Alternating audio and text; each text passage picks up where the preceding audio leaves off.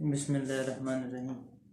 जैसे हमने पिछले लेक्चर में पढ़ा था रदरफोर्ड एटॉमिक मॉडल और उसके डिफेक्ट्स पढ़े थे। अब हम शुरू करने लगे हैं कि उसके जो डिफेक्ट थे उनको बेहतरीन तरीके से एक्सप्लेन किया बोहर एटॉमिक थ्योरी ने। फिर Bohr atomic theory Niels Bohr ने बताई थी 1913 के अंदर। He propose a model for an atoms that was consistent with Rutherford model. इसने भी एक जिस तरीके से रदरफोर्ड मॉडल शो किया था प्लेनेटरी स्ट्रक्चर के टाइप से, जैसे सोलर सिस्टम के तरह का था कि दरमियान में न्यूक्लियस है और ये इलेक्ट्रॉन इसके गिर्द रिवॉल्व कर रहे हैं। तो इसी तरीके से एक बोहर ने भी अपना एक मॉडल शो की है, propose a new model for an atom, जो कि रदरफोर्ड की तरह का ही था, बट लेकिन it also explain the observed line spectrum. लेकिन इसने बताया कि हाइड्रोजन एटम किस तरीके से लाइन स्पेक्ट्रम देते हैं। इस वजह से लाइन स्पेक्ट्रम आया, क्योंकि इसका एक डिफेक्ट रदरफोर्ड का जो था, जो पिछला था, उसमें यह था कि आया लाइन स्पेक्ट्रम था, लेकिन उसके हिसाब से जो था वो कहता था कि उस हिसाब से जिस तरीके से उसने अपना मॉडल पेश किया था, उस हिसाब से लगता ये था कि हाइड्रोजन का जो है कंटिन्यूस स्पेक्ट्रम आना चाहिए, क्योंकि इलेक्ट्रॉन जो है कंटिन्यूसली जब रिवॉल्व कर रहे होंगे तो उस एनर्जी कंटिन्यूसली इमिट होगी, तो इलेक्ट्रॉन जो होगा वो एटॉमिक स्ट्रक्चर के अंदर चला जाएगा। तो फिर इस तरीके से उसका जो है कंटिन्यूस स्पेक्ट्रम आना चाहिए, लेकिन उसका कंटिन्यूस स्पेक्ट्रम नहीं आया था, बल्कि लाइन स्पेक्ट्रम ऑब्टेन हो गया था। तो ये वो एक्सप्लेन नहीं कर पा रहा था लेकिन लाइन स्पेक्ट्रम क्यों आया। तो बोहर एटॉमिक मॉडल ने एक्सप्लेन किया कि हाइड्रोजन का लाइन स्पेक्ट्रम क्यों आया। Main postulate of Bohr atomic theory are as follows, कि जो मेन पोस्टुलेट्स होते हैं बोहर एटॉमिक थ्योरी के, वो कितने, 1 2 3 4 5, तकरीबन 5 पोस्टुलेट्स हैं बोहर एटॉमिक थ्योरी के जो मेन पोस्टुलेट्स हैं। उस वो ये कहता है कि electrons in an atom revolve around the nucleus in one of the circular orbits. Electron जो है ये एक ही अपनी सर्कुलर ऑर्बिट में रिवॉल्व करता रहेगा, सर्कुलर ऑर्बिटर में मूव करता रहेगा इलेक्ट्रॉन अपनी ऑर्बिट में।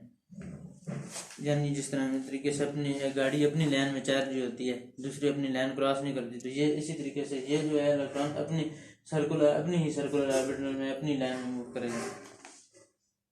In one of the each orbit has fixed energy, कि इसकी भी एक अपनी अलग ऑर्बिटल की एनर्जी है, इसकी भी ऑर्बिटल की एक अलग एनर्जी है।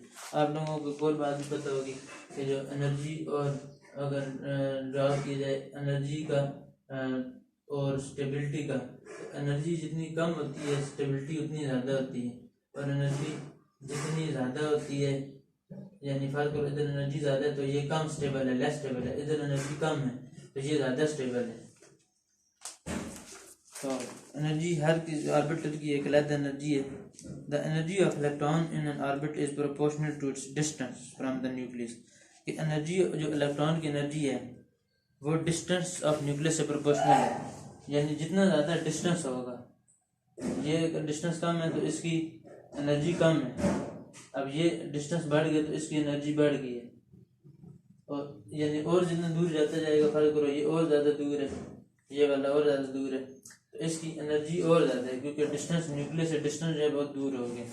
तो इस तरीके से प्रोपोर्शनल है एनर्जी ऑफ न्यूक्लियस और एनर्जी और जो डिस्टेंस है इलेक्ट्रॉन की जो एनर्जी है और उसका जो डिस्टेंस है, जितनी ज़्यादा डिस्टेंस होगा न्यूक्लियस से, जितना ज़्यादा दूर होगा उतनी ज़्यादा उसकी एनर्जी होगी।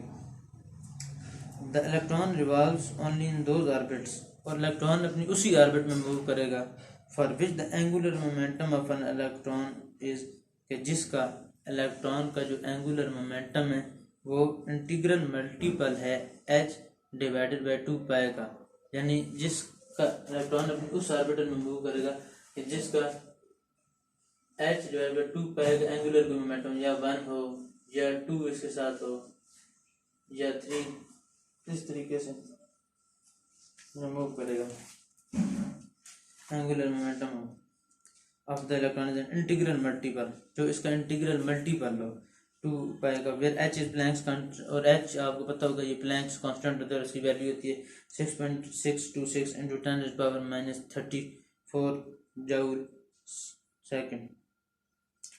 Light is absorbed when an electron jumps to a higher energy orbit, जैसे हमने बात की है कि इधर एनर्जी जितना करीब होगा न्यूक्लियस के उसकी एनर्जी कम होगी, जितना दूर होगा उसकी एनर्जी ज़्यादा होगी। तो इलेक्ट्रॉन ने जब इस एनर्जी से इस एनर्जी में जाना होगा तो उसे एनर्जी एब्जॉर्ब करनी पड़ेगी, क्योंकि इसकी एनर्जी ज़्यादा है और इसके पास फिलहाल कम है। तो जब इसने ज़्यादा एनर्जी वाली ऑर्बिटर में जाना पड़ेगा तो जारी बात है एनर्जी को एब्जॉर्ब करेगा। फर्ज करें इसके पास 2 रुपये हैं और इसने जाना 4 वाले रुपये के पास है, तो इसको 2 रुपये और लेने पड़ेंगे। इसी तरीके से इसकी 2 एनर्जी है या इसकी 4 है तो इसने 2 एनर्जी और लेनी पड़ेगी ताकि 4 के करीब हो सके। यानी अगर हाई एनर्जी ऑर्बिटर में जाएगा तो इसे एनर्जी लेनी पड़ेगी। इसी तरीके से अगर वो कम एनर्जी वाली ऑर्बिटर के पास आएगा, यानी अपर से जब इधर से जब इसमें आएगा, हाई से जब लो में आएगा, तो इसे एनर्जी रिमूव करनी पड़ेगी, एनर्जी रिलीज करनी पड़ेगी। और electron present in particular orbit does not radiate energy.